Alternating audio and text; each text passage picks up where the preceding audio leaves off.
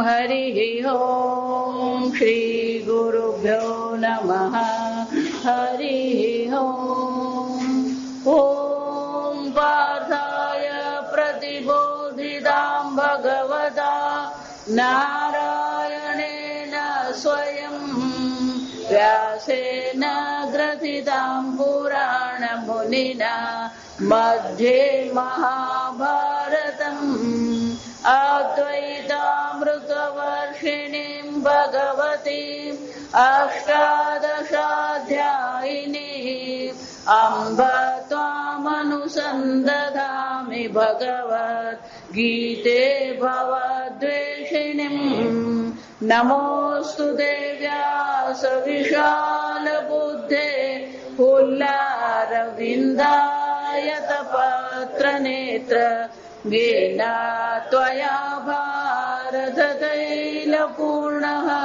प्रज्वालितो ज्ञानमय प्रदीपः प्रपन्नपारिजाताय स्तोत्रवेत्रैकपाणये ज्ञानमुद्राय कृष्णाय गीतामृतदुहे नमः। सर्वोपनिषदो गावः दुग्धा गोपालनन्दनः पार्थो वत्स सुधीर्भोक्ता दुग्धं गीतामृतं वहत वसुदेवसुतं देवं तं सचाणूरमर्दनं देवकी परमानन्दं कृष्णं वन्दे जगद्गुरुं भीष्मद्रोण तथा जयद्रथजला गान्धारी शल्यग्राहवती कृपेण वहने कर्णेन वेलाकुला अश्वत्थाम विकर्ण घोरमकरा दुर्योधनावर्तिनी सोत्तीर्णा खलु पाण्डवैरणनदी कैवर्तकः केशवः पाराशर्यवचः सरोजममलम् गीतार्थगन्धोत्कटम् नानाख्यानककेसरम् हरिकथा सम्बोधना बोधितम् लोके सज्जन षट्पदैरहरः पेपीयमानम् मुदा भूयात् भारत पङ्कजं कलिमल प्रध्वंसिना श्रेयसे मूकं करोति वाचालं पङ्गुं लङ्घयते गिरिं यत्कृपातमहं वन्दे परमानन्दमाधवम् यं ब्रह्मा वरुणेन्द्ररुद्रमरुतः स्तुन्वन्ति दिव्यैस्तवैः वेदैः साङ्गपदः क्रमोपनिषदैः गायन्ति यं सामगाः ध्यानावस्थिततद्गतेन मनसा पश्यन्ति यं योगिनः यस्यान्तन्न विदुःसुरासुरगणाः देवाय तस्मै नमः। ॐ सहनावतु सहनौ भुनक्तु सह वीर्यं करवावहै तेजस्विनावधीतमस्तु मा विद्विषावहै। ॐ शान्ति शान्ति शान्तिः। नवमो अध्याय श्लोक 29। समोहं सर्वभूतेषु न मे द्वेष्योऽस्ति न प्रियः ये भजन्ति तु मां भक्त्या मयि ते तेषु चाप्यहम् अपि चेत् सुदुराचारः भजते मामनन्यभाक् સાધુરેવ સમંતવ્યઃ સમ્યક વ્યવસિતો હિ સઃ ક્ષિપ્રમ ભવતિ ધર્માત્મા સત્સ્વચ્છાન્તિમ નિગચ્છતિ કૌન્તેય પ્રતિજાનેહિ ન મે ભક્તઃ પ્રણશ્યતિ.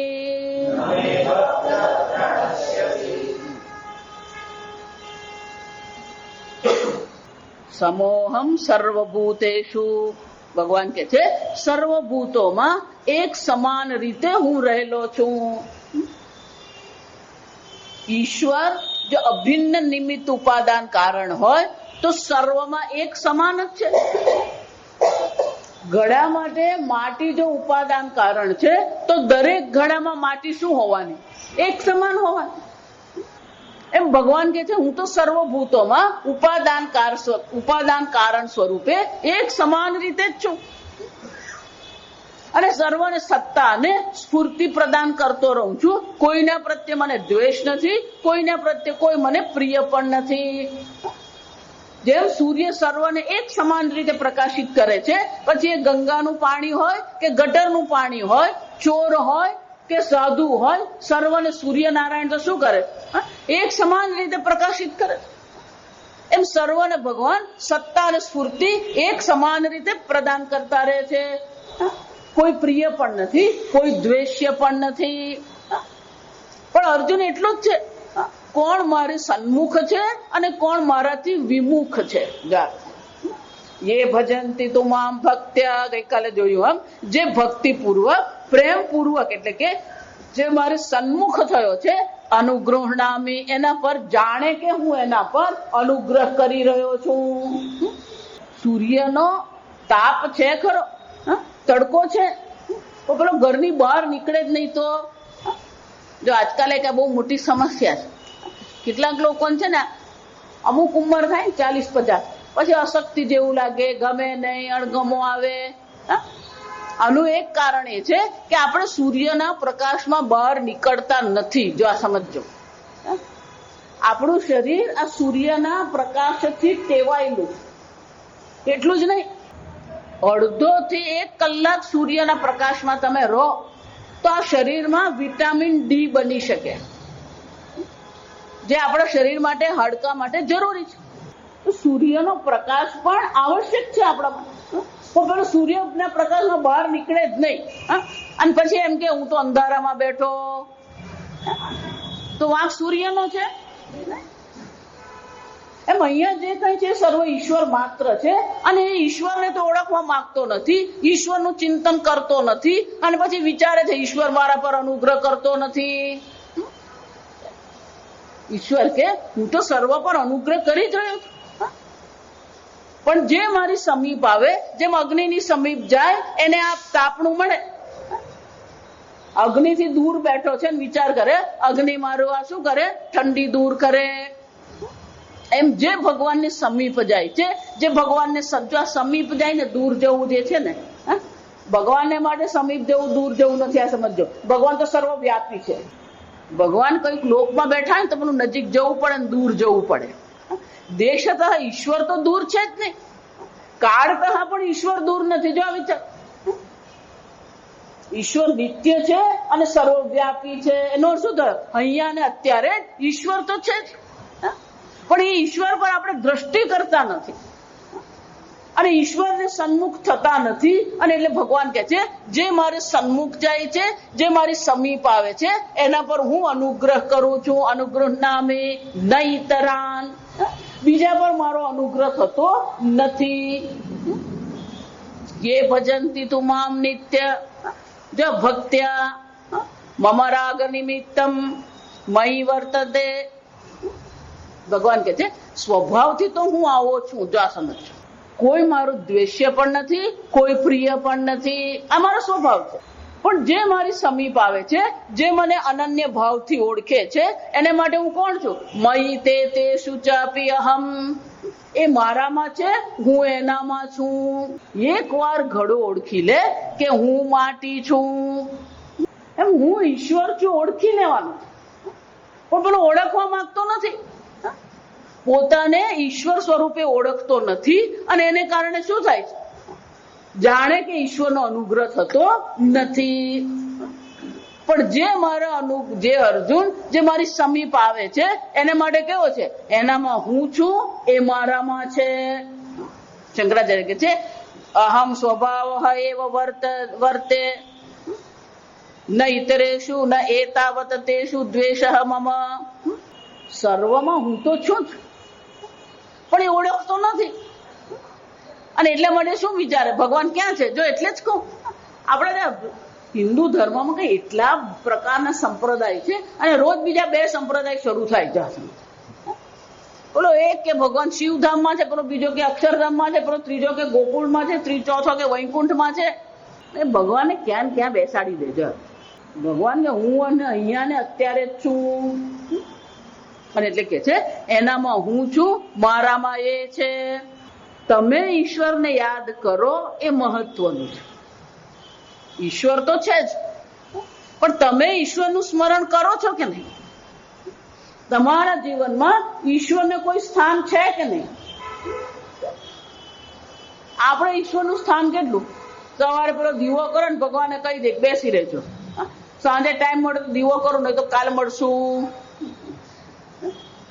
તો નવરાત્રી આવે ને ત્યારે બધા શું કરતા હોય? માં પાવા તે ગઢ થી જાત. બાકીના વખતમાં કોણ પાવાગઢ? કોઈ પાવાગઢ નહીં. જા આ મારું ઘર જ પાવાગઢ. જા. એટલે વાત ભગવાનનો નથી. ભગવાન કોઈ દ્વેષ નથી કરતા ને કોઈ રાગ નથી કરતા. જા. પણ તમે ઈશ્વરનું સ્મરણ કરો છો કે નહીં? સતત ઈશ્વરનું સ્મરણ રહેવું જોઈએ. તો માતાજી આ કામ કરીએ, હિસાબ કિતાબ લખીએ, આ બેંકમાં કામ કરું ત્યારે ભગવાન કેવી રીતે યાદ કરું, રસોઈ કરું ત્યારે ભગવાનને કેવી રીતે યાદ કરું. લોકોને જાત જાતના પ્રશ્નો હોય. આજકાલ બધી બહેનોને તમે જુઓ ને, એ નવરી પડે એટલે પેલી મોબાઈલ પર જ બેઠી હોય. વોટ્સઅપ અને ફેસબુક જો આ વિચાર છે. પણ છોકરું છોકરાને રીતે રમ્યા કરે ને, પેલી એની રીતે મોબાઈલમાં રમે. જો આ સમજ, એને વોટ્સઅપ પર ટાઈમ છે, પણ ભગવાનની આરતી કરવાનો ટાઈમ નથી. જા જો હમણાં એક હકીકત બની, આ સમજજો. વોટ્સઅપ સારી વસ્તુ છે, ના નથી, પણ એની એક મર્યાદા છે. એક ભાઈ એકલા રહેતા તો ગુજરી ગયા, કોઈ નહીં. જો વિચાર, પેલા 4 જણા એમને લઈ ગયા સ્મશાને. એ 4 જે લઈ ગયા ને એમાંનો એક મિત્ર. એટલે પેલા ભાઈને પેલો મોબાઈલ એનો જા સાંભળતો, એટલે સ્મશાનમાં પેલા ચિત્તાને દાહ આપી દીધા, બેઠા હતા. એટલે પેલા ભાઈનો મોબાઈલ સાથે રાખેલો. પેલો મોબાઈલ પર ટીડિંગ ટીડિંગ ટીડિંગ થાય. જો સમજ. એટલે પેલાને જરા ઉત્સાહ છે ને, તેને ખોલીને જોયું તો એના ફેસબુક પર 2000 શું છે મિત્રો. મરવા પડે ત્યારે કયો 2000 આવ્યા? કોઈ નહીં. જા સંપ્રાપ્તે સન્નિહિતે કાલે નહીં નહીં રક્ષતી. શંકરાચાર્ય શું કે છે? મૃત્યુ આવીને ઉભો રહે ને ત્યારે ભગવાન સિવાય કોઈ કામ આવવાનું, સગું વાળું કોઈ કામ નથી આવવાનું. જો 2 દિવસ શોક રાખે ને, બાકી ત્રીજે દિવસથી પાછું એ ચાલુ. ભજ ગોવિંદમ ગોવિંદમ ભજ મૂઢમતે. બધાનો ટાઈમ છે, મંદિર જવાનો ટાઈમ નથી, જપનો ટાઈમ, બધા બાકીનો બધો ટાઈમ આપણી પાસે. એટલે ભગવાન કહી રહ્યા છે જે મારું સ્મરણ કરે છે એનામાં હું છું, એ મારામાં છે.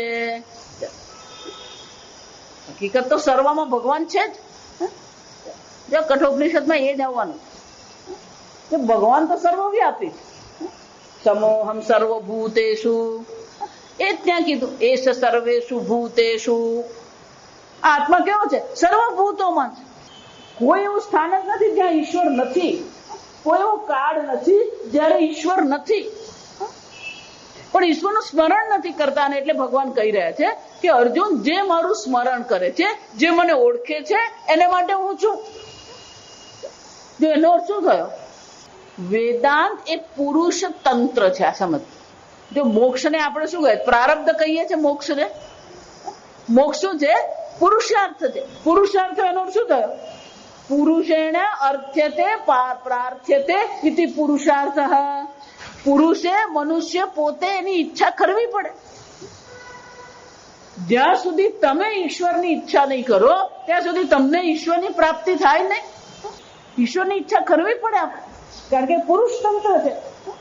આપણે ઈચ્છા કરીશું તો આપણને મળશે. આ સમજ એનો અર્થ શું થયો? સ્વપ્રયત્ન, પોતાના પ્રયત્નથી એ ઈશ્વરને આપણે પ્રાપ્ત કરવો પડે. પોતે પ્રયત્ન કરવો પડે, પોતે ઈચ્છા કરવી પડે, પોતે નિશ્ચય કરવો પડે. જો આ ત્રણ વસ્તુ છે, આ સમજો.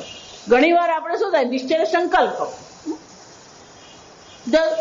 ઈચ્છા તો કરીએ આપણે, પણ ઈચ્છા કર્યા પછી સંકલ્પ કરીએ છીએ આપણે છે ને સંકલ્પ બહુ ઢીલા પડીએ. ઈચ્છા તો થાય, રોજ જપ કરવો છે. ભાગવત કથા સાંભળે ને એટલે મનમાં શું આવે? રોજ આપણે હવે જપ કરવો છે. કેટલા દિવસ? પેલા આ કોના જેવું? પેલા રામદેવ બાબા આવે ને, આખું વલસાડ 4 વાગે ઉઠી જાય. અને જ્યાં રામદેવ બાબા ગયા એટલે શું છે? જૈસે છે. આપણી બુદ્ધિ જ આવી છે, આ સમજો. એટલે પેલો દ્રઢ સંકલ્પ આપણે કરવો પડે. ઈચ્છા તો કરીએ, પણ શું કરવું પડે? સંકલ્પ કરવો. અને સંકલ્પ કર્યા પછી શું કરવું પડે? પ્રયત્ન, સ્વપ્રયત્ન.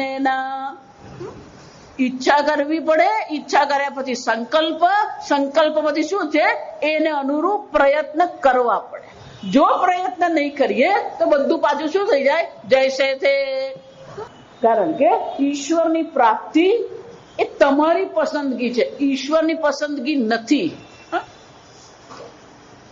જો એટલે જ કહું, આ સંસારે જીવનો સ્વયંવર છે. આપણે શું કરતા ફરીએ છીએ? ભલભલી જગ્યાએ પેલી વરમાળા પહેરાવીએ, પણ ભગવાને વરમાળા પહેરાવી નહીં. પેલો એક ભાઈ મને આવીને કે આ તમે વેદાંત ભણાવ. આ વેદાંત તો બધું બહુ શુષ્ક છે. કે જેને ભજ્યા પાછળમાં જેની બુદ્ધિ અટકેલી હોય ને એને પછી આ વેદાંતમાં બુદ્ધિ આગળ ચાલે જ નહીં એની. આ સમજ એમાં વાક વેદાંતો નથી, એની બુદ્ધિનો છે. જા અભયે ભયદર્શિન. શાસ્ત્રમાં શું કહેવામાં આવે? અભયે ભયદર્શિન. જ્યાં અભયતા છે ત્યાં શું દેખાય છે? પેલો ભય દેખાય છે. હમણાં એક જેમ મને પૂછે મોક્ષની શું ગેરંટી? જા સમજો. તો આ સંસારમાં સુખની શું ગેરંટી છે? ગેરંટી છે લગ્ન ક્યારે તારે ગેરંટીનું પેપર લખીને ગયેલા કે હું સુખી થઈશ? જન્મ ત્યારે તારે ભગવાન પાસે ગેરંટી પેપર લખીને આવેલા કે આ વલસાડમાં હું સુખી થઈશ? ઘર બનાવ્યું ત્યારે ગેરંટીનું પેપર લખેલું આ ઘરમાં હું સુખી થઈશ? આ જગતમાં સુખની કોઈ ગેરંટી છે? એટલે ગુજરાતીમાં કહેવત છે, પરણેરોય પસ્તાય અને કુંવારોય પસ્તાય. જા છે જ નહીં. જો શું અર્જુન ને એવું, અર્જુન આપણા કરતા કઈ અર્જુન તો બહુ ડાયો નહીં હતો. આ સમજ એને ભગવાનની ખાતરી. એટલે ભગવાનને પૂછે ભગવાન મને મોક્ષ મળશે કે નહીં, શું ખાતરી? જો છઠ્ઠા દેવા જોઈ ગયા આપણે. ભગવાન આ સામ્ય યોગની તમે ચર્ચા તો કરી, સર્વમાં સમજો તમે, પણ ભગવાન મને પ્રાપ્ત થશે ખાતરી શું? ભગવાને ખાતરી આપી. જો અહીંયા આવશે ખાતરી, અહીંયા ભગવાન બાહેધરી આપશે. કેટલી વાર ભગવાન ખાતરી આપે છે, કેટલી વાર ભગવાન શું કરે? ગેરંટી આપે. પણ આપણને ભગવાનની ગેરંટીમાં રસ નથી. જો આ સમજો. આપણને આપેલા શોરૂમની ગેરંટીમાં રસ પડે. જા પણ ભગવદ ગીતામાં ભગવાન ગેરંટી આપે એને શું છે?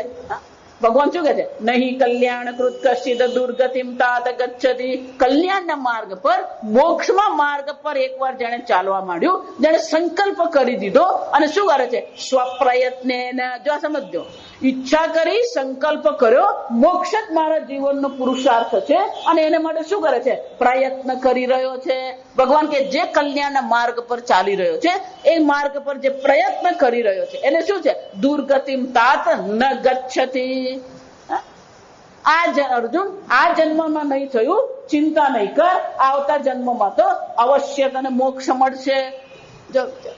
એટલે આ જન્મની જ નહીં, ભગવાન તો શું કરી રહ્યા છે? ભાઈ મને કે પણ માતાજી કોણે જોયો આવતો જન્મ?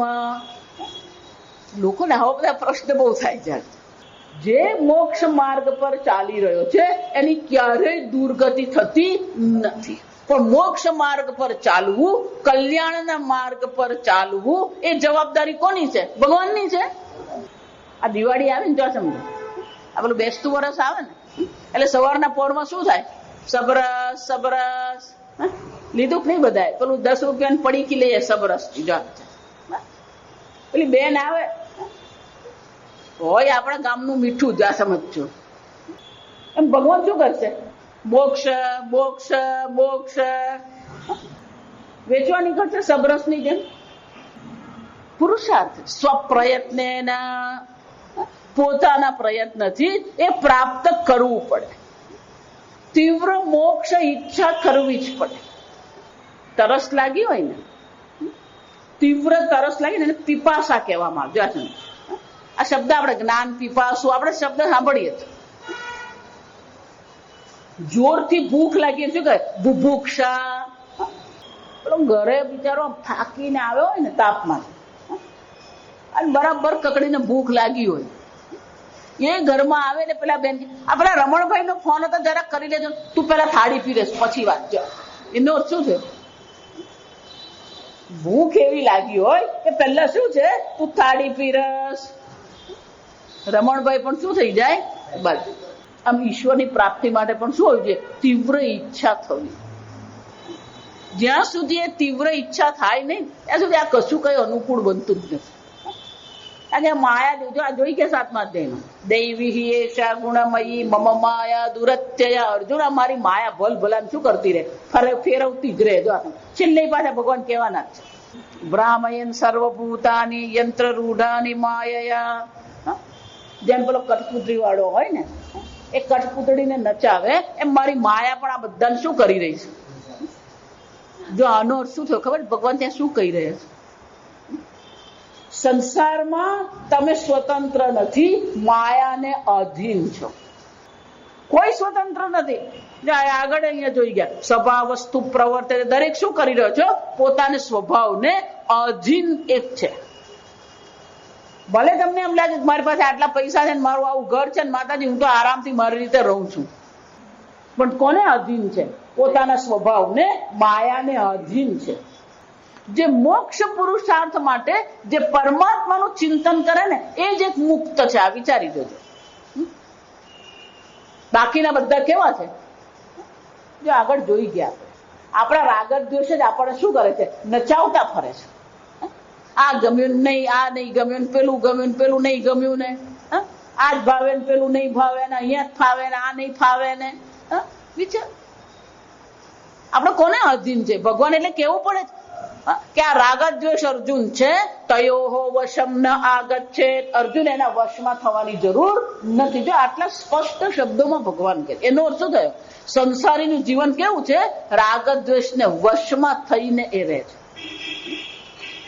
ભલે બાકી રીતે આપણને એવું લાગે સ્વતંત્ર છે, પણ એ ખરેખર સ્વતંત્ર નથી.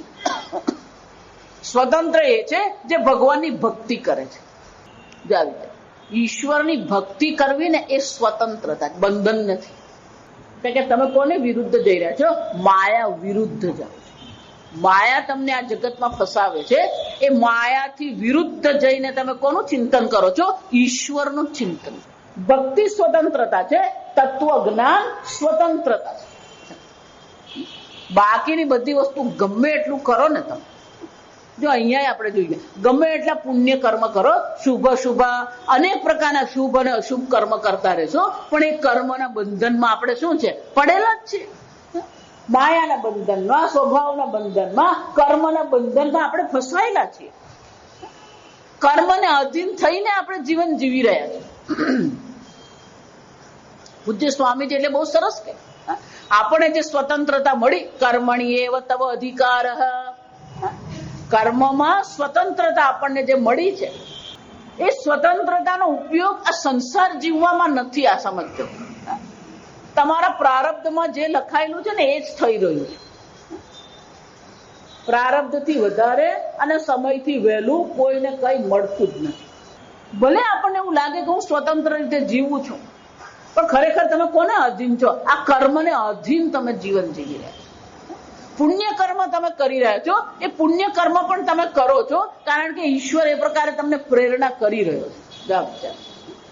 બધા તો સેવા કરતા નથી, બધા તો પાપ કરતા નથી, બધા તો ખૂન કરતા નથી. જો વિચારો, સ્વભાવ વસ્તુ પ્રવર્તતે.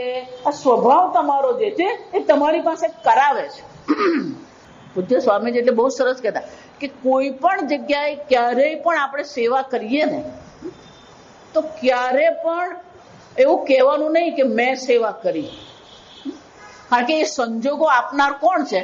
જો આપણે જોઈ ગયા યદ્દદાસી, દાન આપણે કરી રહ્યા છે, ભગવાને આપણને એવા સંજોગો આપ્યા છે કે આપણે દાન કરી શકીએ છીએ. આમ સંસારમાં રહીને પુણ્ય કર્મ પણ જે કરી રહ્યા છે એ પુણ્ય કર્મમાં પણ કોઈ સ્વતંત્રતા નથી. સ્વતંત્રતા બે જ જગ્યાએ છે, એક મોક્ષ પુરુષાર્થ છે અને બીજી ભક્તિ છે. આ સમજો. અને એટલે ભગવાન અહીંયા કહી રહ્યા છે કે જે મારી ભક્તિ કરે છે, યો મે યે ભજંતી તું મામ ભક્ત્યા, જે ભક્તિપૂર્વક મારું ભજન કરે છે એના પર મારો અનુગ્રહ અવશ્ય થાય છે. પણ જે મારું સ્મરણ કરતો જ નથી. જો ઘણી વાર આ ઘરમાં મહેમાનો આવે ને એટલે આપણે એક સીધો નિયમ, કોઈ પણ આવે ને એટલે આપણે પાણી એને આપીએ. જો આપણને દક્ષિણ ગુજરાતમાં લોકોને બહુ પાણીની કિંમત નથી. જે બહુ પાણી બગાડતો હોય ને એને એક અઠવાડિયું પેલો કચ્છમાં મોકલી આપવાનું એટલે ખબર પડી જાય એને પાણી કોને કહેવાય. હમણાં હું ગોંડલ જઈ આવી. જો ગોંડલમાં ત્યાંની નગરપાલિકા અઠવાડિયામાં એક જ વાર પાણી આપે. આપણા તો નળ ખોલીએ એટલે પાણી જશે. જે સહજ હોય ને એની આપણને શું છે, કોઈ કિંમત નહીં. આપણને પાણીની કિંમત નથી. કેમ? દક્ષિણ ગુજરાતમાં શાંતિ ને આ વખતે શાંતિ નથી. આ સમજજો. આ સરકાર હમણાં ચૂંટણી છે ને એટલે કશું બોલતી નથી અને પેપર વાળાને બોલવા નથી દેતા. આ સમજજો. એ ચૂંટણી આવીને પછી જીતશે ને પછી બધું ચાલુ થશે. સંપૂર્ણ દક્ષિણ ગુજરાતમાં ખેતી કોને કારણે થાય છે? પેલું ઉકાઈ ડેમ ને કારણે. આ સમજજો. નહેરમાં પાણી ક્યાંથી આવે છે? આ વખતે ઉકાઈ ડેમ ખાલી 58% જ ભરાયેલો છે. વિચારી કેમ? મધ્યપ્રદેશમાં વરસાદ નહીં પડ્યો. એ બધો વરસાદ ક્યાં ગયો? પણ ઓરિસ્સામાં અને બિહારમાં વરસાદ જતો રહ્યો. મધ્યપ્રદેશમાં વરસાદ પડ્યો નહીં એટલે ઉકાઈ ડેમમાં પાણી આવ્યું જ નથી. જા એટલે અત્યારે ઉકાઈ ડેમ કેટલો ભરાયેલો છે? 58%. પાણીની આપણને કિંમત નથી. એ જ રીતે જો સમજો, આ પાણી આપણા જીવન છે. એ જ રીતે ભગવાને તમને મનુષ્ય શરીર આપ્યું, કર્મની સ્વતંત્રતા આપી, પણ એ સ્વતંત્રતાનું મૂલ્ય છે આપણને? ભગવાન તો કહે છે કર્મણી એવ તવ અધિકાર. આ સ્વતંત્રતા મેં તને આપી, પણ એ સ્વતંત્રતા આપણે ક્યાં વેડફીએ છીએ? આ સંસારના ભોગમાં આપણે વેડફી રહ્યા છીએ. ફાવે ખાવાનું, ફાવે બોલવાનું, ફાવે ત્યારે ઊંઘી જવાનું, ફાવે ત્યારે જાગવાનું. કિંમત નથી. મનુષ્ય શરીરની આપણને શું છે? કોઈ વેલ્યુ નથી. ભગવાને આટલું સરસ મનુષ્ય શરીર આપ્યું, આ કર્મની સ્વતંત્રતા આપણને આપી, પણ એ સ્વતંત્રતાનો ઉપયોગ આપણે કરીએ જ નથી કરતા. જો સમજો. અને એટલે ભગવાને કેવું પડે, યે તું ભજંતી મામ ભક્ત્યા મયી તે તેષુ તે ચાપી અહમ સ્વભાવ એવ વર્તે ન ઇતરેષુ ન એતાવત્તેષુ દ્વેષઃ મમ. સ્વભાવથી તો હું બધામાં જ છું, પણ જે મારું સ્મરણ કરે છે જાણે કે એમાં હું પ્રગટ થઈ રહ્યો છું. પેલો સ્મરણ નથી કરતો એમાં જાણે કે હું પ્રગટ થતો નથી. છું તો ખરો પણ પ્રગટ થતો નથી. ભગવાનને કોઈના પ્રત્યે ન દ્વેષ મમ, કોઈના પ્રત્યે મારા મનમાં કોઈના પ્રત્યે કોઈ દ્વેષ જ નથી. ભગવાન કે હું કોઈ પક્ષપાત કરતો જ નથી. પેલો મારું સ્મરણ જ નથી કરતો. ભગવાને આપણને આ સ્વતંત્રતા આપી છે, એ ભક્તિ કરીએ આપણે. ભગવાને આપણને સ્વતંત્રતા આપી છે તો મોક્ષ પુરુષાર્થ માટે પ્રયત્ન આપણે કરીએ. જો આ સમજો. એટલા માટે આ 3 વસ્તુ જો ભગવાન આગળ એટલા માટે કહી ગયા, આ 3 વસ્તુ જરૂર સંકલ્પ આપણો જોઈએ. વ્યવસાયાત્મિકા બુદ્ધિ એકૈહ કુરુનંદન. હે કુરુનંદન, આ એક જ વ્યવસાયાત્મિકા નિશ્ચયાત્મિકા બુદ્ધિ. નિશ્ચય આપણે કરવો પડે. એકવાર નિશ્ચય કરો કે મોક્ષ પુરુષાર્થ મારે પ્રાપ્ત કરવો છે. નિશ્ચય કરો ભગવાનની ભક્તિ મારે કરવી છે. એકવાર તમે નિશ્ચય કરો ને પછી આ માયાદેવી પણ શું કરે છે?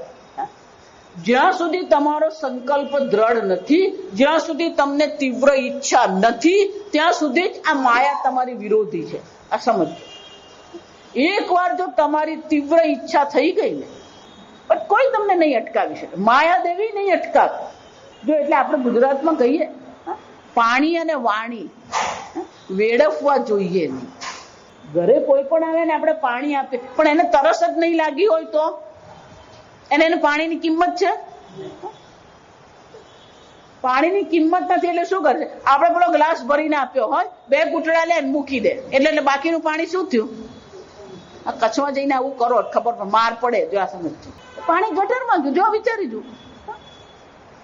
સૂર્યનારાયણે વરસાદ દ્વારા આપણને આ પાણી આપ્યું, એ પાણીને આપણે શું કરી દીધું? એમ ભગવાને આપણને મનુષ્ય શરીર આપ્યું, આપણને મોક્ષ પુરુષાર્થની શક્યતા આપી, ભક્તિ કરવા માટેની અનુકૂળતા કરી આપી, પણ એનો આપણે ઉપયોગ એમાં કરતા જ નથી. જેમ પાણી આપણે વેડફીએ છીએ. કેમ? કારણ કે તરસ નથી. જો સમજો તીવ્ર પેલી તરસ લાગી હોય ને તો 2 ગ્લાસ પણ શું થઈ જાય?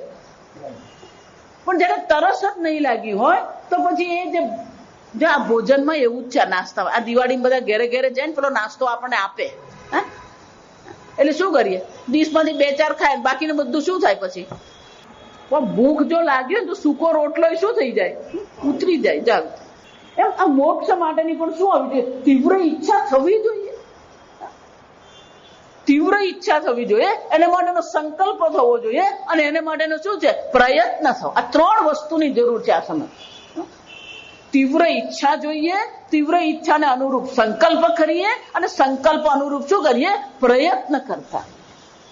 અને એટલે ભગવાન કહે છે જે પ્રયત્ન કરી રહ્યો છે, જે મારી ભક્તિ કરી રહ્યો છે, એને માટે તો શું છે? હું સરળ છું, સુલભમ. પણ જે મારી ભક્તિ કરતો નથી, જે મારું સ્મરણ કરતો નથી, એને માટે હું કેવો છું? દુર્લભમ. આમ ભગવાન કહે છે અર્જુન, હું કોઈ પક્ષપાત કરતો નથી. જે મારે સન્મુખ થાય છે એના પર હું અનુગ્રહ અવશ્ય કરું. તો કે આ તમારી ભક્તિથી આવું થઈ શકે? આ ગેરંટી. જો આ માણસને બુદ્ધિ જ આવી, આ સમય ભક્તિ કરે ને એમાં એને ગેરંટી દીધી. એટલે શંકરાચાર્યજી પ્રશ્ન ઉઠાવે, શૃણુ મત ભક્તે મહાત્મ્યમ. આ મારી ભક્તિનું મહાત્મ્ય તું સાંભળ. અપિચેત સુદુરાચાર. ત્યાં બહુ સરસ શ્લોક છે. આ 2 શ્લોક બહુ સરસ છે. અપિચેત સુદુરાચાર. દુરાચાર જ નહીં પણ કેવો છે? સુદુરાચાર. યદ્યપિ સુષ્ટુ દુરાચાર. દુરાચાર અતિવ કુત્સિત આચાર. અત્યંત કુત્સિત. કુત્સિત એટલે કે નિંદનીય. કુત્સિત નો અર્થ શું થાય? અત્યંત નિંદનીય કર્મ કરનાર. ભજતે મામ. એ પણ જો મારું ભજન કરે, પણ કઈ રીતે? અનન્ય ભાગ. અનન્ય ભક્તિ એ પણ જો મારી કરે. જો આપણી પાસે દાખલો જ છે વાલ્મીકીનો. આ સમજજો. વાલ્મીકી કોણ હતો? લૂંટારો હતો. પણ નારદજી મળ્યા. નારદજીએ એમને શું કર્યું? રામ મંત્ર આપ્યો અને શું બની ગયા? વાલ્મીકી. વૃંદાવન જાઓ ને તમે. આપણે તો વૃંદાવન છે ને બાકે બિહારીના દર્શન કરે ને, રાધા રમણના દર્શન કરે ને, 2-4 જગ્યાએ ફરી આવે, ગોવર્ધન પરિક્રમા કરીને આવીને પાછા ઘેર ભેગા જાય. વૃંદાવનમાં અનેક ભક્તો થઈ ગયા. ત્યાં આ બધા ભક્તોની પુસ્તકો મળે. એક કથા છે બહુ સરસ. એક લૂંટારો, અને એ લૂંટે ને ફક્ત એ સંપત્તિ એટલે કે ધન અને ઘરેણા, આ 2 જ વસ્તુ, બીજું કઈ કરે નહીં. અવાવરા રસ્તા પર કોઈ પણ એને મળે તેની પાસે શું લઈ લે? પેલા ઘરેણા ને પૈસા લઈ લે. આ જ એનું કામ. બાકી નાની મોટી વસ્તુમાં એ પડે જ નહીં કોઈ. એક વાર એ જ્યાં રહેતો હતો અને બાજુના ગામમાં ભાગવત કથા બેઠી. અને ભાગવત કથા બેઠી ને એટલે એને એમ થયું કે આ કથામાં સારું આપણે ઘણા બધા લોકો મળી જાય, અને ત્યાં શું છે? સહેલું પર શોધવા જવું નહીં પડે. એટલે આમ સીધા સાધા વસ્ત્ર પહેરીને પેલો ભાગવત કથામાં જઈને બેઠો. એટલે કથાકાર જે હતા ને બહુ મોટા ભગવાનના ભક્ત હતા. એટલે જેટલી પણ એ ભગવાનની લીલાની ચર્ચા કરે ને એટલી પ્રત્યક્ષ ચર્ચા એ કરે. એટલે પેલાને સાંભળવામાં મજા પડી ગઈ. કૃષ્ણ લીલા સાંભળવામાં શું છે? એને મજા આવવા માંડી. એટલે એક દિવસ ગયો, બીજે દિવસે ગયો, ત્રીજે દિવસે ગયો, અને મહાત્મા એટલું પ્રત્યક્ષ વર્ણન કરતા. તો પણ 4થે દિવસે મહાત્માએ ભગવાન પહેલી વાર યશોદા માને કહ્યું મારે ગાય ચરાવવા જવું છે. તો યશોદામાએ કીધું કે લાલા તું બહુ નાનો છે, આ બધી ગાયો તું સાચવી શકે નહીં. તો કે ના પણ માં મારે જવું જ છે. એટલે માએ કીધું વાંધો નહીં, આ વાછરડા જે વત્સ જે છે શું કર, તું આ વાછરડાને લઈને જા.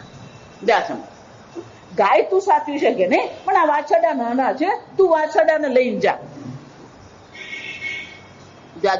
ભાગવતમાં વર્ણન કે પહેલી વાર ભગવાન જયારે ગાય ચરાવવા ગયા પેલા વાછરડાઓને લઈને ગયા. એટલે ભગવાન ગયા, ભગવાનની સાથે શું થયું, આ ગોપ બાળ પણ ગયા. દરેક જણ પોતપોતાના ઘરેથી જે વાછરડી છે વાછરડા છે બધા લઈને શું છે આવ્યા, અને બધા શું કર્યું, જંગલમાં ગયા. પણ ત્યાં ભગવાનનું વર્ણન છે કે યશોદામાએ ભગવાનને જે તૈયાર કરેલા હતા, ભગવાને પેલા સોનાનો કંદોરો પહેરેલો, સોનાનો હાર હતો, રત્નના કુંડળ હતા, આ બધું વર્ણન છે. એટલે મહાત્મા એટલું પ્રત્યક્ષ વર્ણન કરતા, પેલાને મજા પડી ગઈ સાંભળવાની. આમે એની દ્રષ્ટિ તો ક્યાં હતી, ગરેણા. એટલે પેલો બરાબર એમ ધ્યાનથી સાંભળે. એટલે બધું એનું વર્ણન કર્યું કે બલરામે શું પહેરેલું, ને ગાયો પણ કેવી, ને વાછરડાના સિંગ પર પણ શું છે પેલા સોનાનું વરખ મારે, બધું જ વર્ણન આ ધ્યાનથી બરાબર સાંભળે. પછી કે તો રોજનો નિયમ થઈ ગયો, અને ભગવાન શ્રી કૃષ્ણ તો આ પૃથ્વી પર સાક્ષાત છે. રોજ અત્યારે પણ ભગવાન શું કરે છે, યમુના કિનારે આ ગાય ચરાવવા રોજ જ ભગવાન આવે છે. જે ભક્ત છે એને આ ભગવાનના દર્શન થતા હોય છે, પણ રોજ સવારે ભગવાન શું કરે, આ ગાય ચરાવવા નીકળે. પેલાના મગજમાં ફિક્સ થઈ ગયું, આપણી ભાષામાં શું કહેવાય, ગોઠવાઈ ગયું. અને એને લીલામાં એટલી બધી મજા પડી, અને આ વાત એના મનમાં એવી બેસી ગઈ કે રોજ ભગવાન યમુના કિનારે શું છે, ગાય ચરાવવા આવે છે. એટલે એને નક્કી કર્યું કે આ નાનું મોટું કરી એને બદલે શું કરીએ, એ વૃંદાવન જઈને એક વારનો સપાટો બોલાવી દે, પછી શું કરવાનું, જિંદગી બની શાંતિ. એટલે પેલો એના ગામ તે વખતે ચાલતા જ જવાનું હોય, પેલો ચાલતો જાય પણ વિચાર કોનો કરતો જાય,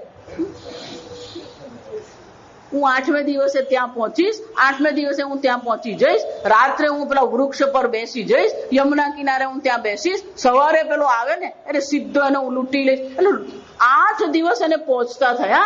8 થી 8 દિવસ એનું ચિંતન શું થતું રહ્યું, પેલા મહાત્માએ જે વર્ણન કરેલું એ બરાબર વર્ણન યાદ એને રાખેલું. અત્યારની ભાષા તો રેખી કરેલી કહેવાય. જો સમજ, મનમાં શું કરતો રહે, બધું આયોજન કરતો રહે. પછી કે એ લાલો આવશે કેમ ખબર પડશે, કે પેલું મુરલી વગાડશે એટલે મને ખબર પડી જ જશે કે મુરલી વાગી એટલે મને ખબર પડશે કે લાલો આવ્યો. એટલું જ નહીં, એને ઝાંઝર ને છમછમ અવાજ આવશે એટલે મને ખબર પડી જશે આ લાલો આવ્યો. એટલે 8 દિવસ સુધી ચાલતો ગયો, કોનું ચિંતન કરતો ગયો, પેલો કૃષ્ણ ભગવાન. એ ચાલતો ચાલતો ત્યાં યમુના કિનારે પહોંચ્યો, ગોકુળમાં પહોંચ્યો. રાત પડી ને એટલે એક વૃક્ષ પર બેસી ગયો. ઊંઘ તે દિવસ એને આવી જ નહીં. કેમ, કાતિલ કી રાત, કતલ કી રાત. આખી રાત પણ એને કોનું ચિંતન કર્યું, અને બરાબર એને પેલું જોઈ લીધું કેટલા વાગે સૂર્યોદય થાય છે. જો આ સમજ, એટલે એને બધી ગણતરી કરેલી કે આટલા વાગે સૂર્યોદય થશે, એ સૂર્યોદય થશે એટલે પેલો લાલો આવશે, લાલો આવશે એટલે હું એને પકડીશ, એની પાસેથી બધું લઈ લઈશ. આખી રાત એને શું કર્યું, પેલું ચિંતન કરતો, હમણે આવશે, હમણે આવશે, હમણે આવશે. સવાર જયારે મળસ્કું જે છે ને જયારે જરાક થોડુંક જોખું, ઉજાગર પણ જયારે કરી ને જાગરણ કરીએ ત્યારે પણ શું થાય, 2-2.5 વાગ્યા સુધી તો બહુ ચિંતા નહીં થાય, પણ 4 વાગે ને પછી શું થવા માંડે, આ ચિંતન કરતો હતો. અને પેલી તીવ્ર ઈચ્છા, જો સમજો, આને કહેવાય તીવ્ર ઈચ્છા. પેલી તીવ્ર ઈચ્છા હે ને એટલે 4-5 વાગ્યા ને પછી એને જરાક ઝૂકવું આવે છે. પેલી અંદરની પેલી જો આ સમજો, આ તીવ્ર ઈચ્છા જયારે હોય ને, આપણે સવારે એલાર્મ મૂકીએ ને, એલાર્મ નહીં, જો સમજો એલાર્મ કહેવાય, 5 વાગ્યાનો એલાર્મ મૂક્યો હોય ને આપણને ખબર છે કે 5 વાગે તો ઉઠી જ જવું પડશે, 5 થી મોડું ઉઠ્યા તો તકલીફ જ છે, તો એલાર્મ વાગે પહેલા તમે શું થઈ જાવ, જાગી જ જઈએ. જો સમજો 5માં 5 તમારી આંખ ખુલી જ જાય. એમ એને પણ પેલો સંકલ્પ કરેલો ને, સૂર્યોદય થશે, લાલો આવશે, અને એમાં ને એમાં એને ઊંઘ આવી ગઈ. જ્યાં પેલો સૂર્યોદય થયો, પક્ષીઓનો કલરવ શરૂ થઈ ગયો, જ્યાં બધું વર્ણન કરેલું પેલા મહાત્માએ, એટલે એના મગજમાં બધી વસ્તુ, જ્યાં પેલો પક્ષીનો કલરવ શરૂ થયો, એટલે એ જાગ્યો અને જોયું અજવાળું થઈ ગયું છે. અચાનક જ એને મુરલી સંભળાય. જ્યાં સાંભળજો ખરે, એટલે એને જો આ પેલા બધું શું યાદ આવે એને, મહાત્માએ જે વર્ણન કરેલું એ બધું એ સ્મરણ કરે. પેલી મુરલીનો અવાજ એને સંભળાયો એટલે એને જો હવે તો આવ્યો છે. અને જેમ સમય જતો ગયો એમ મુરલીનો અવાજ શું થતો ગયો, પેલો નજીક આવતો ગયો. જેમ એ નજીક આવ્યો, પેલા વાછરડાઓ જે છે ભાંભરે, વાછરડાઓ એનો અવાજ આવવા માંડ્યો. પેલા વાછરડા કૂદતા હોય, ભાંભરતા, એને એ પણ અવાજ સંભળાયો. એટલે વૃક્ષ પર ઉભો થઈને એને જોવા માંડ્યું, તો એને જોયું કે દૂરથી પેલી બધી રેતી ઉડી રહી છે. ધીમે ધીમે પેલો રેતી ઉડવાનું જે છે નજીક આવવા માંડ્યું. પછી એ પેલા ભગવાનના જે ઝાંઝર હતા, એ ઝાંઝર અને કંદોરાનો પણ શું છે એ રૂમઝૂમ અવાજ એને સંભળાવવા માંડ્યો. અને જ્યાં ભગવાન આવ્યા, વૃક્ષ પાસે આવ્યા, એ કૂદીને નીચે ઉતર્યો. અને વર્ણન જે પેલા મહાત્માએ કરેલું બરાબર એ જ શ્યામ સુંદર. ભગવાન પહેલી વાર જયારે વાછરડા ચરાવવા ગયા ને, ત્યારે ભગવાનની ઉંમર ખાલી 6 વર્ષની હતી. એને જોયું કુમળા કુમળા હાથ છે, હાથમાં વાંસળી છે, કુમળા ભગવાનના પગ છે. જો એ વખતે કઈ ચપ્પલ હતી નહીં, બધા એમ જ ફરતા. હવે આ બધી ફેશન ચાલુ છે. પેલો ભગવાનને જોતો જ રહી ગયો. ભગવાનનું રૂપ એટલું સુંદર ને, રૂપ માધુર્ય કહેવામાં આવે. શ્રી કૃષ્ણ જો આપણી સામે આવે ને તો પછી બધું ભૂલી જઈએ. પેલો જોતો જ રહી ગયો. શ્રી કૃષ્ણને એને જોયા, ભગવાને એને સ્મિત આપ્યું, એવો એ પ્રેમમાં પડી ગયો. પેલા ઘરેણા ચોરવાના, લૂંટવાના બધી વસ્તુ તો શું થઈ ગઈ, પેલી ભૂલાઈ ગઈ. ભગવાનને એવો પ્રેમમાં પડ્યો. બલરામને જોયા, ભગવાનને જોયા, પિતાંબર ધારી, મુરલી મનોહર, શ્યામ સુંદર. ભગવાન મોરપીછ ધારણ કરેલું હતું. કેવો આંખમાંથી આંસુ સરવા માંડ્યા. અને લાંબો થઈને ભગવાનને પ્રણામ કર્યા અને ભગવાનને કહે છે, ભગવાન તમારા મને દર્શન થઈ ગયા, હવે મને કઈ નથી જોઈતું. અને ભગવાન એક વાર જેને દર્શન થયા ને પછી આ જગત એને શું લાગે. પછી તો એ ભગવાનની ભક્તિમાં એવો પડ્યો કે બસ એ કૃષ્ણ ચિંતન કરતો રહેતો. આમ કૃષ્ણ ચિંતન કરતો કરતો એ ફરતો રહેતો. અચાનક જે મહાત્માએ વર્ણન કરેલું ને એ મહાત્મા એને મળ્યા. જાસમઢ એ મહાત્મા એને મળ્યા. મહાત્માને જોઈને એના આંખમાંથી પાછા આંસુ પડવા માંડ્યા કે હે મહાત્મા, તમે મારા ગુરુ છો, તમે મને કૃષ્ણના દર્શન કરાવ્યા, તમે મારા સદગુરુ છો, મારે તમને દક્ષિણા આપવી છે. પેલો મહાત્મા વિચાર કરે કે આ કોણ, હું તો ઓળખું નહીં. જા ભાગવતમાં આટલા બધા લોકો આવતા, કોણ ઓળખતું હોય? પેલો મહાત્મા કે ભાઈ હું તો તને ઓળખતો નથી, તું કોણ છે? તો કે હું તમારી કથામાં આવ્યો હતો અને તમારી કથામાં મેં વર્ણન સાંભળ્યું હતું, કોને લૂંટવા આવ્યો હતો પણ હું લૂંટાઈ ગયો. પેલો મહાત્માને કે તમે જે વર્ણન કરેલું એ ભગવાનના હું રોજ દર્શન કરું. તો મહાત્મા વિચાર કરે આટલા વર્ષથી હું કથા કરું, મેં હજી ભગવાનના દર્શન નથી કર્યા અને આ શું કે છે? પણ મહાત્મા કે આ કઈ ગાંડો પાગલ હશે, આવું બોલી રહ્યો છે, મારી કથામાં કઈક સાંભળ્યું હશે અને મગજમાં ઠોકાઈ ગયું હશે એટલે કે છે કે આ તો મને દર્શન થયા. પણ મહાત્મા માનવા તૈયાર નહીં. એટલે મહાત્મા કે હોય કઈ એમ કે કોઈ એમ કે ભગવાન રસ્તે પડો કોને દર્શન આપે? પેલો મહાત્મા માનવા તૈયાર જ નહીં. જો આ સાંભળો, એટલે કે તમને મારા પર વિશ્વાસ નથી થતો, કાલે તમે યમુના કિનારે આવજો, હું તમને ભગવાનના દર્શન કરાવીશ, રોજ હું ભગવાનના દર્શન. જો પેલો જે આગ્રહ કરીને કીધું ને એટલે મહાત્માને થયું ભલે જઈ આવીશ. પેલા મહાત્મા ત્યાં ગયા, બંને જણા. એને મુરલી સંભળાય, એને કીધું જો મુરલી સંભળાય કે ભાઈ મને તો કઈ સંભળાતું નથી. જો આવી કે જો ભગવાનના ઝાંઝર સંભળાય કે નથી સંભળાતા. આ વિચાર કરે કે આને ભગવાન કેમ દેખાતા નથી? જો એને તો દેખાય. ભગવાન આવ્યા એટલે ભગવાનને કે ભગવાન તમે મને, આ મહાત્માને તમે કેમ દેખાતા નથી? એટલે ભગવાન હસ્યા. એટલે આ બિચારો પેલો જોઈ, એક બાજુ કૃષ્ણને જોઈને એક બાજુ પેલા મહાત્માને જોઈને કઈ ખબર પડે ને શું કરવું. એટલે પછી એને ભગવાનને કીધું કે હે લાલા, આ મહાત્માને દર્શન કેમ નથી થતા? લાલાએ કીધું એક કામ કર, મહાત્માનો હાથ પકડતું. પેલા મહાત્માનો હાથ પકડ્યો, ભગવાનના દર્શન મહાત્માને થયા. જો વિચાર, હવે કોણ ગુરુ કોણ શિષ્ય મને કહો, કોને કહેવાય? સમ્યક વ્યવસિતો હિ સહ. ભલે ગમે એવો દુરાચારી હોય પણ કોણ હોવો જોઈએ? સમ્યક વ્યવસિતો હિ સહ ભજતે મામ અનન્ય ભાગ.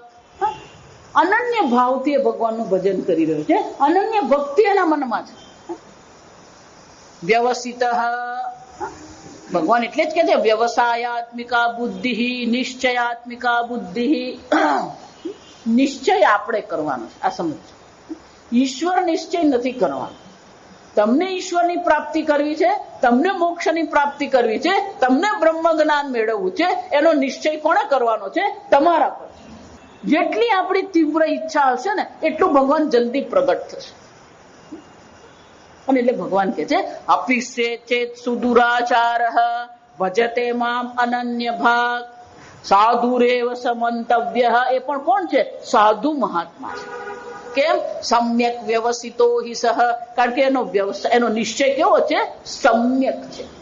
જે પ્રકારથી એને નિશ્ચય કરવો જોઈએ એ પ્રકારે એને નિશ્ચય કરી લીધો છે કે આ મનુષ્ય શરીર ભગવાને મને આપ્યું છે, એ મનુષ્ય શરીર મને ઈશ્વરની પ્રાપ્તિ માટે છે. ઈશ્વર સિવાય બીજું કોઈ નહીં. જો આપ સમજો, એટલા માટે હું કહું કે આ જગત છૂટતું હોય ને તો છોડો.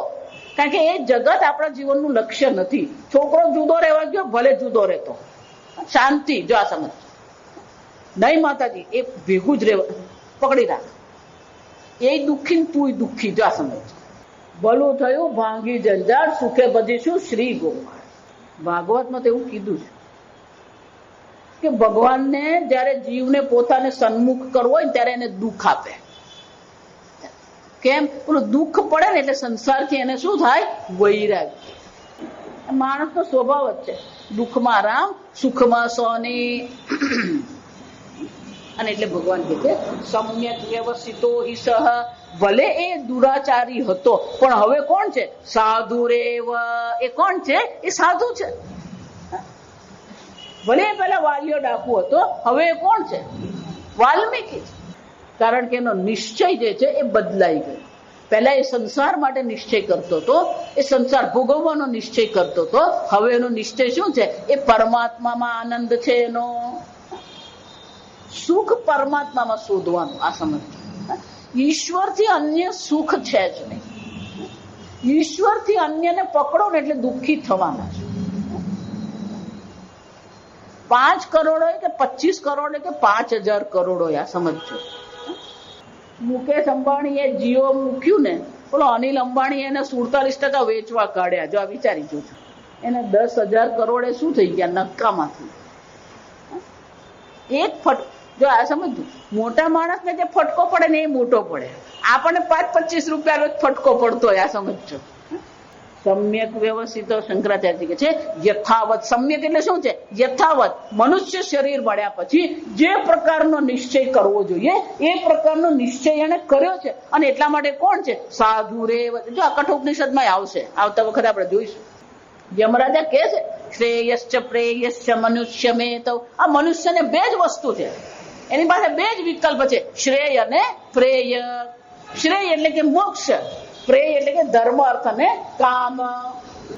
યે શ્રેય વૃણુતે સાધુરેવ સહ. જે મોક્ષ પુરુષાર્થનો નિશ્ચય કરે છે, જે શ્રેયનો નિશ્ચય કરે છે, શું એ કોણ છે? સાધુરેવ સહ. યમરાજા શું કહે છે? આ કેસરી કપડા પહેરે અને આ તિલક કરીએ અને જટા ધારણ કરીએ અને 2 રુદ્રાક્ષની માળા પહેરે એ સાધુ નથી. યમરાજાની વ્યાખ્યામાં સાધુ કોણ છે? જે કલ્યાણનો માર્ગ નિર્ણય કરે છે એ સાધુ છે. યશ્રેય વૃણુતે. જે શ્રેયનું વરણ કરે છે એ સાધુ છે. જો આ વિચાર. એ જ ભગવાન અહીંયા કહે છે સાધુ રેવ સમંતવ્ય. અર્જુન, એને જ સાધુ માનવો જોઈએ. કેમ? કારણ કે ઈશ્વરની પ્રાપ્તિ કરવાનો એને નિશ્ચય કરી લીધો. અને એટલે ભગવાન કહે છે ગમે એવો દુરાચારી હોય પણ જો એની બુદ્ધિમાં ઈશ્વર પ્રાપ્તિનો નિશ્ચય આવી ગયો તો બધા દુરાચાર પણ છૂટી જાય છે. અને એ કોણ બને છે? સમ્યક વ્યવસ્થિત હિ સહ. યસ્માત સાધુ ને, એટલે એ સાધુ છે કેમ? કારણ કે એનો નિશ્ચય પણ કેવો છે? સાધુ નિશ્ચય. શંકરાચાર્યજી કે છે એનો નિશ્ચય પણ યોગ્ય છે. સાધુ એટલે યોગ્ય. જો આ સાધુ શબ્દ સમજવા જેવો. જે ધર્મનિષ્ઠ છે ને એને સાધુ કહેવાય. ધર્મમાં નિષ્ઠા થવી, જે ક્યારેય ધર્મનું ઉલ્લંઘન ન કરે ને એને સાધુ કહેવાય. આજકાલ તો તમે જો બધું જાત જાતનું ચાલે. કેટલું જ નહીં, શ્રાદ્ધનોતિ પરાન કાર્યાનિતિ સાધુ. સાધુનો બીજો અર્થ શું થાય? હંમેશા બીજાને મદદ કરવા તત્પર છે ને એને સાધુ કહેવાય. જે હું અને મારું કરીને બેઠો ને એ સંસારી.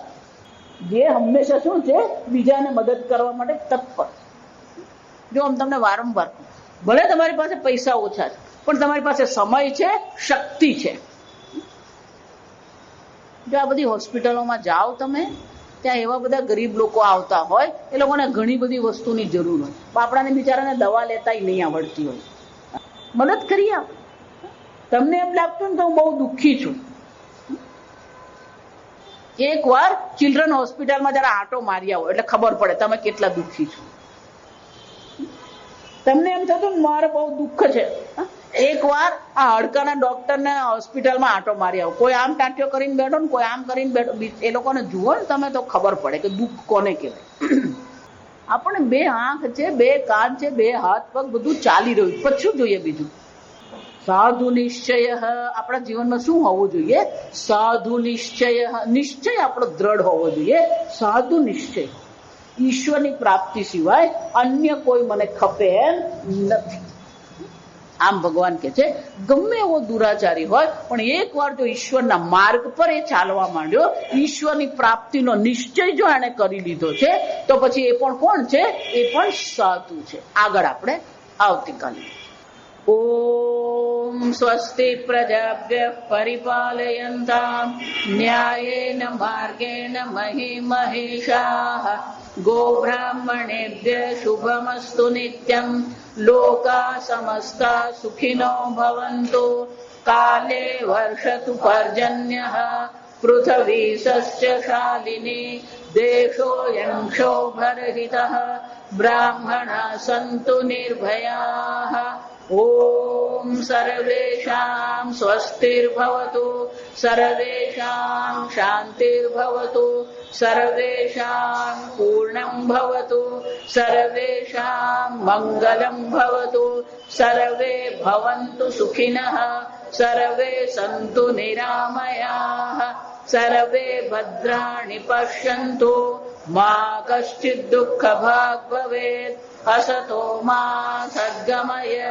तमसो मा ज्योतिर्गमय मृत्योर्मा अमृतंगमय ओम पूर्णमद पूर्णमिदं पूर्णात् पूर्णमुदच्यते पूर्णस्य पूर्णमादाय पूर्णमेवावशिष्यते